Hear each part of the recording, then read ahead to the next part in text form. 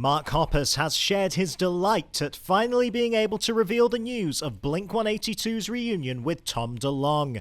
The band announced a huge world tour, a new single Edging, and that they have a new album coming soon. Speaking on his Apple Music show, After School Radio, Mark talked about the huge news, saying, "We did it! Blink-182 is back together, people. It's happening. GIF. Blink-182 world tour, new music, new album, Tom's back. Man, I feel like a weight has been lifted off my shoulders. That was a burden to carry that secret for so long." He also mentioned how tough it had been to maintain the secret in front of fans, saying, "I was at the Dodgers game the other night and a fan came up, a guy and his wife, probably late 20s, early 30s. We take a picture and the guy is like, 'I love your band, grew up on your band. Is there any chance of a Blink-182 reunion tour with Tom back in the band at all?' And he had such hope and desperation in his eyes, and I just wanted to put my hand on his shoulder and say, 'My friend, just you wait. Just wait 3 or 4 more days.'" And on having Tom back in the band with himself and Travis, he said, "Everyone is on a good page. We're all stoked and lots of shows coming up. We're going to so many places that we haven't been to before, and I'm so excited." That tour kicks off in March 2023, so to get you extra excited, let's go into the Rock Sound archive as Mark looks back on recording the live album, The Mark, Tom and Travis Show.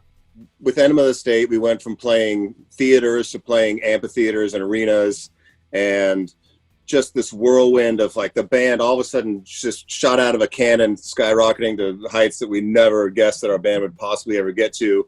And we recorded it like full on old school with a recording truck that came out to the show in Los Angeles and the show in San Francisco.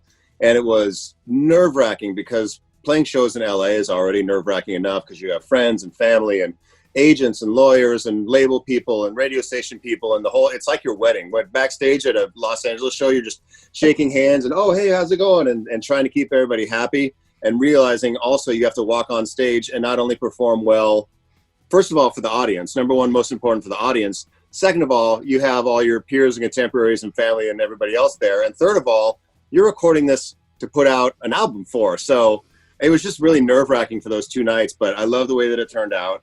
We recorded the entire tour just onto like the whole tour. We were just recording onto DAT tapes, just a stereo bounce of the show to a DAT tape. And at the end, somebody went through and listened to all the banter that Tom and I did and put together that whatever it is, 15 minutes at the end of the album of just the worst, most obscene, foul language that on that tour, Tom and I really we're trying to see who could outdo the other and say the most ridiculous thing on stage. And I'm glad that it's preserved for posterity now.